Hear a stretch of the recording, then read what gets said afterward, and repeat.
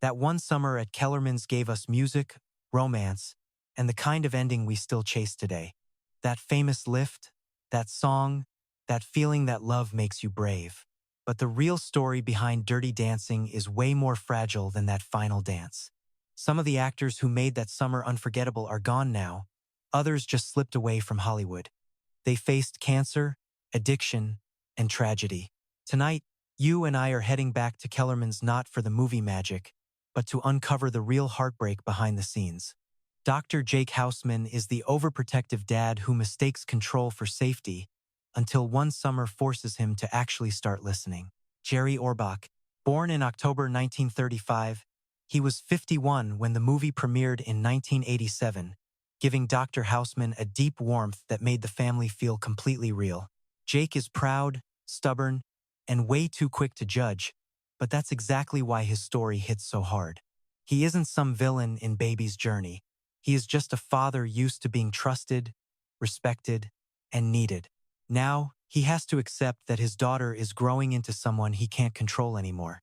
His clash with Johnny hurts because it's born from love, class bias, and that old-school belief that dads always know best. Orbach passed away on December 28, 2004, at 69 from cancer, making his character's final apology feel even more bittersweet. Long before he stepped onto that movie set, Orbach was already a massive star on Broadway, winning a Tony for Promises, before stealing hearts nationwide as Detective Lenny Briscoe on Law and Order. He even voiced Lumiere in Beauty and the Beast, leaving kids with one of Disney's most iconic characters. Dr. Houseman still resonates today because Jerry Orbach showed us a dad who was flawed but willing to grow. Johnny Castle represents raw passion combined with intense discipline.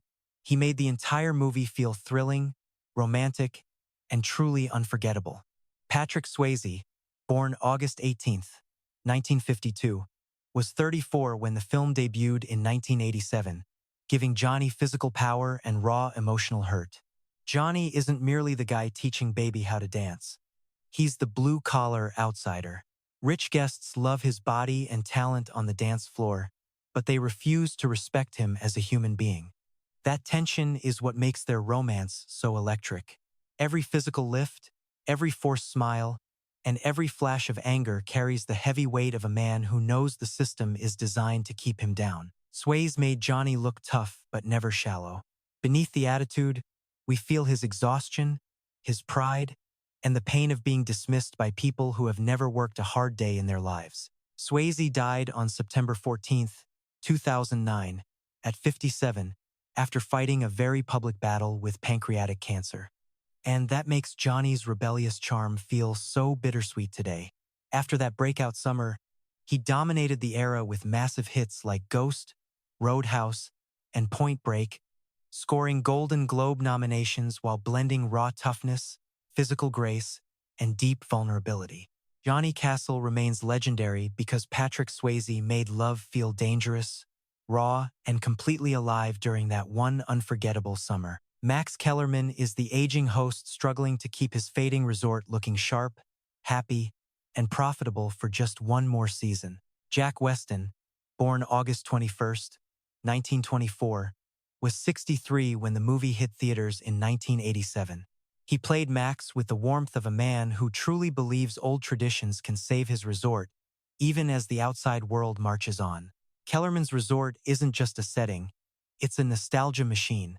Think talent shows, dance classes, crowded dining rooms, family trips, and the final glow of a Catskills lifestyle that was slipping away. Max is so important because he represents the very heart of that nostalgia. He's funny, practical, and sometimes totally oblivious to his staff, but he has a genuine soul. Weston died on May 3, 1996, at 71 from lymphoma, making Max feel like the final guardian of an era that is completely gone. Way before Dirty Dancing, Weston built an incredibly deep career across television, theater, and film, starring in Wait Until Dark, The Thomas Crown Affair, and later, Short Circuit 2. He was that classic character actor who made every scene feel authentic and gave supporting roles real depth. Max Kellerman lives on because Jack Weston made this resort owner feel like the final host of a bygone American era.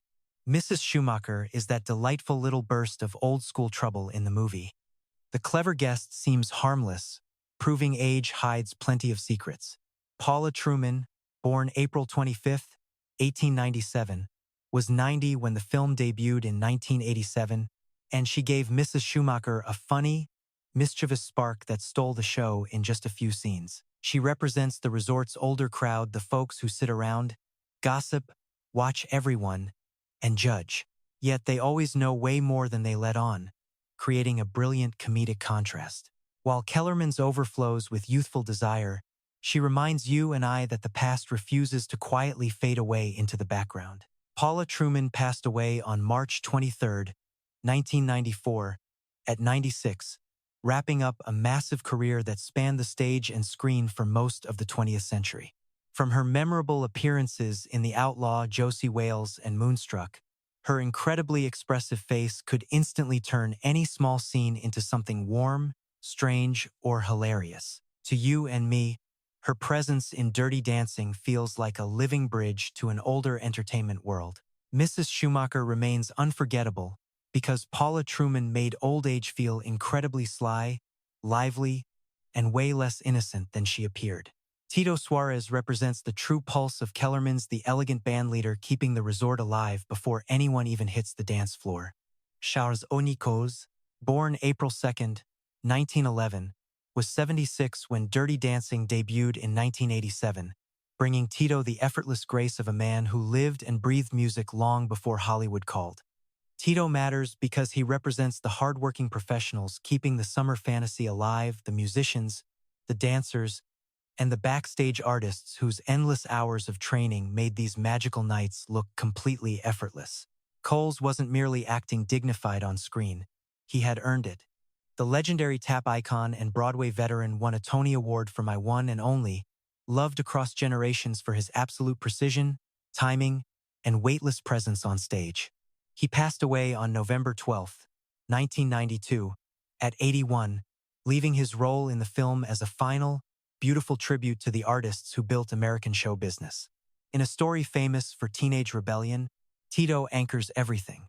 He remains unforgettable because Honey Coles brought a seasoned, timeless grace to the beat, carrying the weight of a bygone era. Mo Pressman is that classic resort regular who makes Kellerman's feel less like a movie set and more like a real destination families return to every single summer. Gary Goodrow, born November 4, 1933, was 53 when the movie came out in 1987, giving Mo a lived-in comedic presence that fit naturally into the endless rounds of resort gossip and family dinners. Mo isn't the focus of the main love story, but colorful background figures like him are crucial for making this fictional world feel populated by real, opinionated vacationers. He delivers the classic humor of a regular who has seen it all, knowing that every trip always brings some petty drama.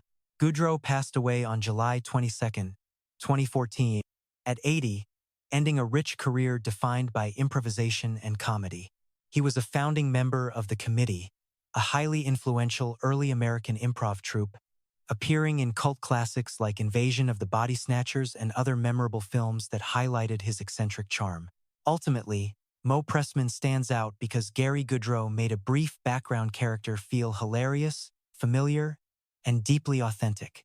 Let's look at Jennifer Stahl, one of those dancers who gave the film its physical energy, its movement, and its feeling of endless summer possibilities.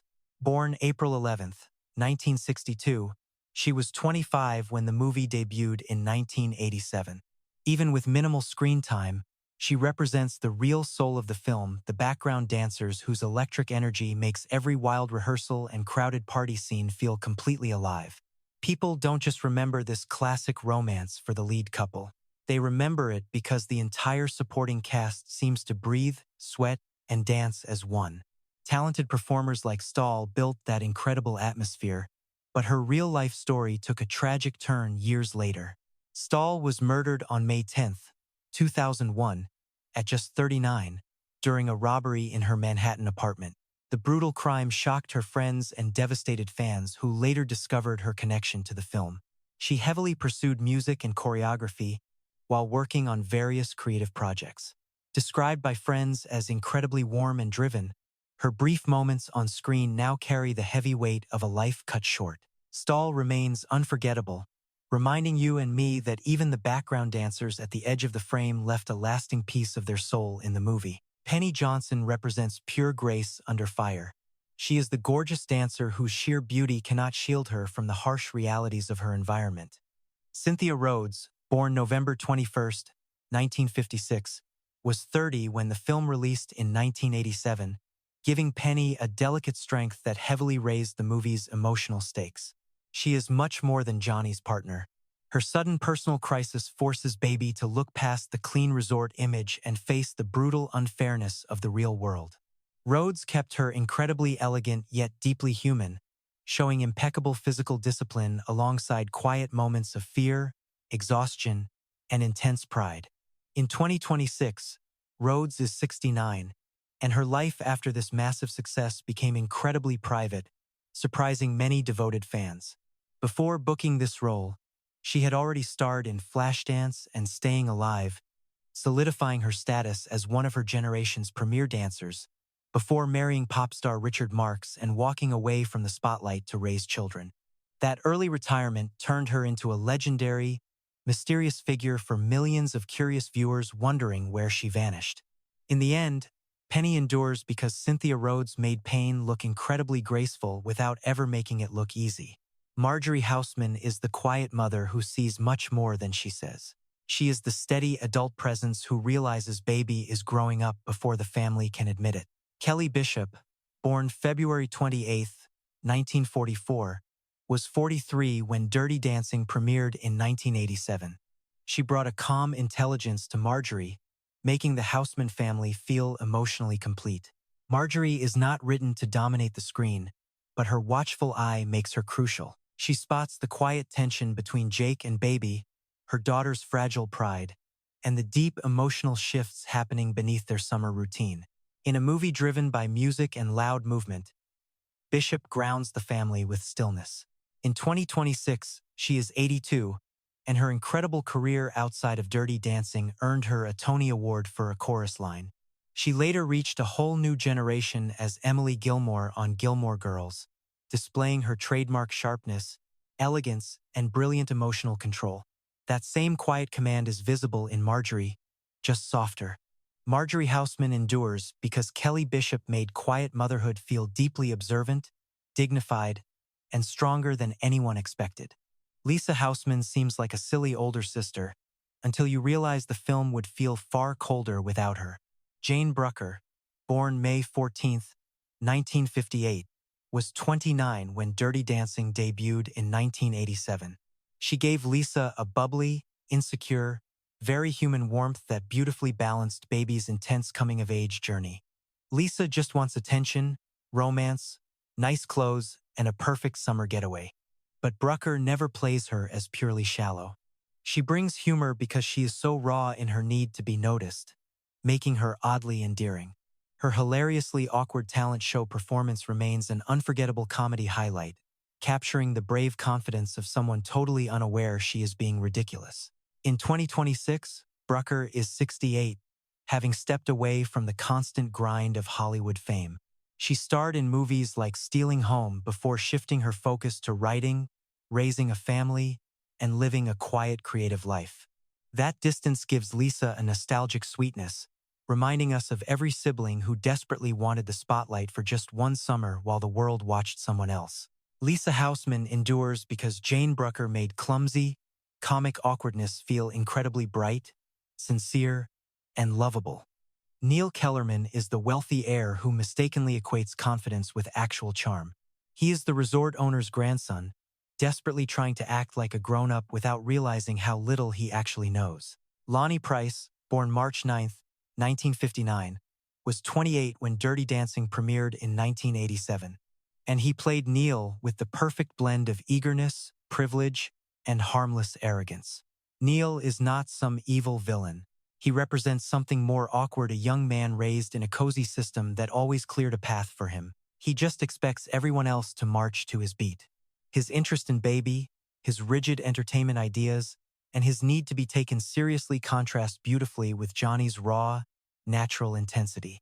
By 2026, Price is 67, and his post-movie career truly flourished backstage as a highly respected theater director, bringing Broadway productions to life, staging concerts and musicals with the type of deep artistic maturity that Neil could only ever dream of having. That off-screen success makes his arrogant character even funnier in hindsight. Neil Kellerman endures because Lonnie Price made youthful privilege feel awkward, incredibly eager, and just self-aware enough to be funny. Stan is the tireless resort staffer who makes the entertainment world of Kellerman's feel busy, chaotic, and alive backstage. Wayne Knight, born August 7th, 1955, was 32 when Dirty Dancing launched in 1987, and he gave Stan the unique comedic flair that would later become his personal brand. While not central to the main romance, Stan is essential to the gears of the resort, managing the endless announcements, talent shows, and schedules. He makes clumsy attempts to keep guests happy while everything backstage constantly shifts. Knight knew exactly how to make a small role stand out without trying too hard. By 2026, he is 71 and one of television's most iconic faces. He became unforgettable as Newman on Seinfeld and starred in Jurassic Park, Third Rock from the Sun, and Space Jam, building a massive voice acting career that made his voice incredibly famous. To us, Stan feels like an early glimpse of Knight's rare gift for turning minor roles into unforgettable characters. Stan endures because Wayne Knight made a background character feel distinct, human, and always ready to steal the scene. Billy Cassidy is the dependable friend who quietly moves the story along without ever asking to be a hero. Neil Jones, born January 2nd, 1960, was 27 when Dirty Dancing debuted in 1987. He gave Billy a grounded sincerity, making him feel like a real worker keeping the resort's heavy illusion alive. Billy matters because of his deep loyalty to Johnny and Penny, but he is also Baby's doorway to the working-class reality beneath the luxury. He carries watermelons, keeps secrets, and connects the wealthy guests at Kellerman's with the staff side, where the stakes are so much higher. In 2026, Jones is 66, and his career beyond Dirty Dancing has stretched across film, television, and theater. He landed roles in big projects like The Devil's Advocate and, in America, Law and Order, alongside dozens of character roles that used the same quiet authenticity he brought to Billy. His performance isn't loud, but it carries real moral weight. Billy Cassidy endures because Neil Jones made loyalty feel quiet, practical, and absolutely essential. Vivian Pressman is pure glamour with a bruise underneath.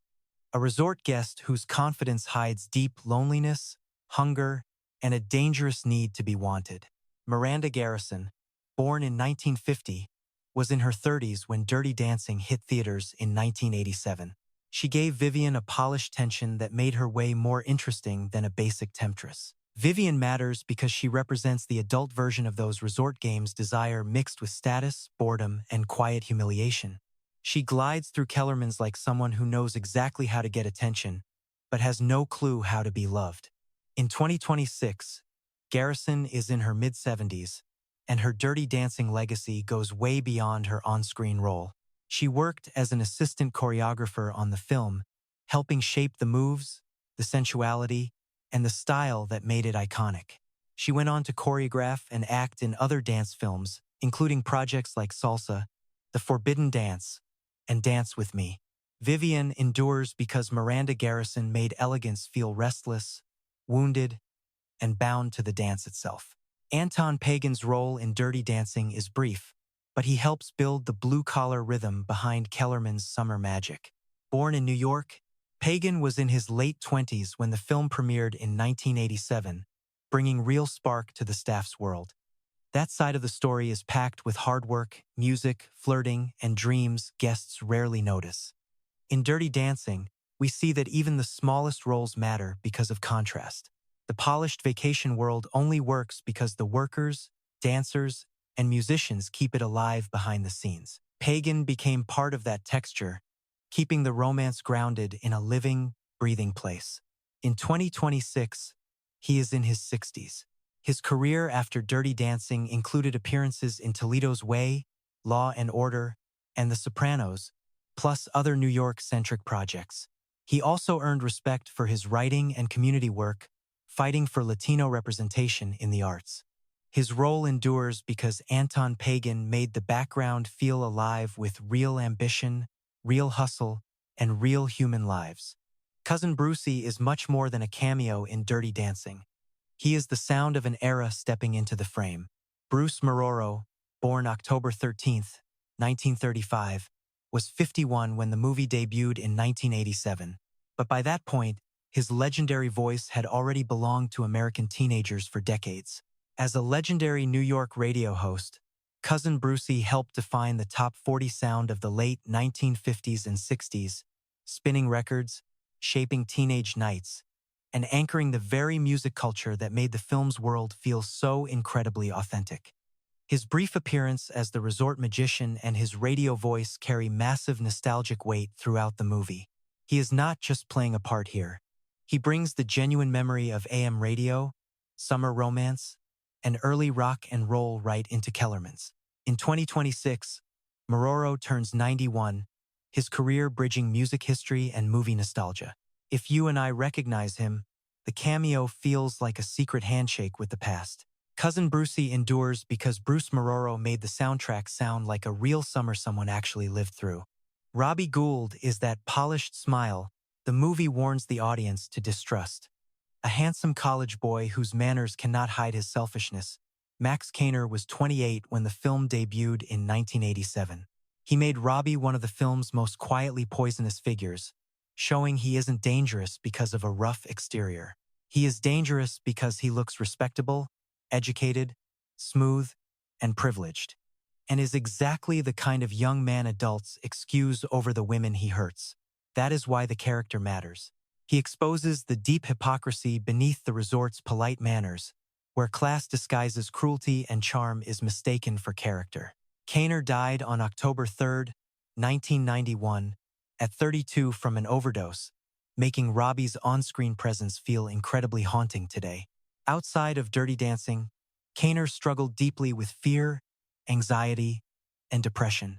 He also worked as a writer and journalist, doing investigative reporting that brought him close to the drug culture that claimed his life. Robbie Gould endures because Max Kayner made entitlement feel incredibly smooth and real, and terrifyingly familiar. Baby Houseman is awkward courage growing into a woman. She enters Kellerman's as a daughter and leaves with her own voice.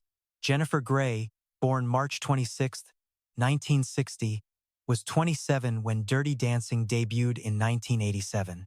Grey gave Baby the exact imperfections that made the fantasy believable. The character is hardly graceful at first. She is curious, embarrassed, idealistic, stubborn, and occasionally painfully naive. That explains why her transformation still resonates. She is not just learning steps. She is realizing that goodness requires taking action, that desire can be honest, and that growing up often means disappointing those who once defined her. In 2026, Grey is 66. Her life after Dirty Dancing shaped by both triumphs and complicated visibility. Already famous from Ferris Bueller's Day Off, she went on to win Dancing with the Stars decades later. A full-circle moment for an actress forever tied to one of Hollywood's most legendary dances. She has also spoken candidly about fame, identity, and the consequences of her altered appearance after rhinoplasty.